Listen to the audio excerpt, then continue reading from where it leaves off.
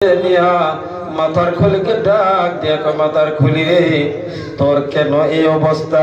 আর তুই কার মাথার খুলি কি অবস্থা হইতেছে একটু বল। মাথার খুলির থেকে আকস্মিক আওয়াজ আসলো, আসসালামু আলাইকুম গয়সা রুহুল্লাহ। ও গো আল্লাহর নবী, ও গয়সা রুহুল্লাহ। আমি ছিলাম দুনিয়ার জমিনে বহুত বড় নামি ডাকি একজন বাদশাহ, আমার নাম ছিল বাদশাহ জমজমাত। এই বাদশাহ জমজমাত আমি দুনিয়ার জমিনে এমন কোন কাম করি নাই যেটা সারি নাই, যেটা আমি করি নাই। তার মানে যত ভালো কাম ছিল আমি সব করে ফেলছি, কিন্তু একটা কাম আমি করি নাই, সেটা হলো নামাজ পড়ি নাই।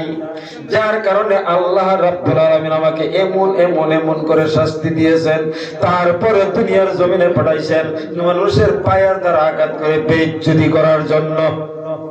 ও গয়সা রুহুল্লাহ, আপনি আল্লাহর কাছে একটু দোয়া করে দেন, আল্লাহ পাক রব্বুল আলামিন যদি আমাকে পুনর্বার জিন্দা করে দেয়, আমি আল্লাহর কাছে ওয়াদা করে নিলাম, আল কারীম ইজা ওয়াদা ওয়াফা। যারা সত্যবাদী মানুষ তারা ওয়াদা করলে ওয়াদা পুরা করে।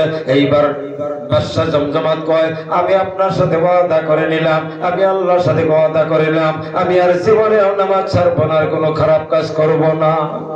ঈসা রুহুল্লাহ আল্লাহকে ডাক দিয়ে বলছেন, আল্লাহ ও দয়ার আল্লাহ গো,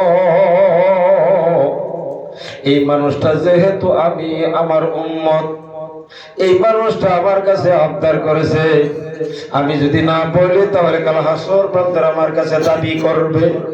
আল্লাহ তোমার যদি দয়া হয়, এই মানুষটারে যদি একবার তুমি জিন্দা করতে পারো, যদি জিন্দা করে দিতা, তুমি যদি হুকুম দিতা জিন্দা হয়ে যাইতো। জিন্দা তো ঈসা রুহুল্লাহ করবো, কিন্তু আল্লাহর হুকুম, বুঝলেন না? ঈসা রুহুল্লাহ জিন্দাকে মারতে পারে, মারাকে জিন্দা করতে পারে। আল্লাহ রাব্বুল আলামিন হুকুম দিলেন। হুকুম দেওয়ার পরে ঈসা রুহুল্লাহ আঙ্গুল দিয়া ইশারা দিয়া বলছেন, উম বিইজনিল্লাহ।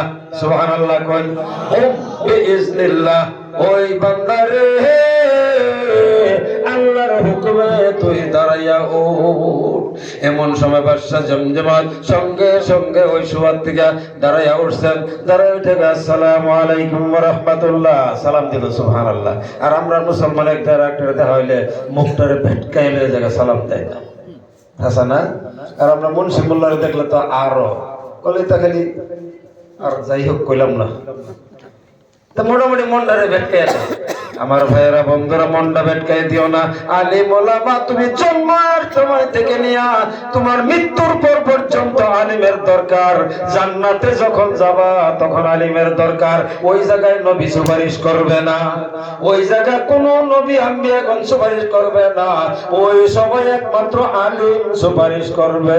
সুবহানাল্লাহ। আল্লাহ জিজ্ঞাসা করবো হাসর মাঠে, কেউ আসেনি? ওই আব্দুর রহিম, তোর কেউ আসেনি? তোর জন্য একটু নামগুন গানেওয়ালা, কারণ নাহলে তো তুই এখন জাহান্নামে যাইবি।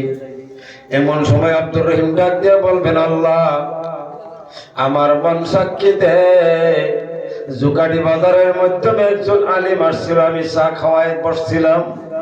ওই আলিমটা যখন আসছিল, আলিমটাকে আমি চা খাওয়াইলাম, আলিমটার সাথে আমি হাত মেলাইছিলাম। মনে হয় এই আলিমটা আমার পিছের কাছে দোয়া করবে, আমাকে একটু সহায় করবে।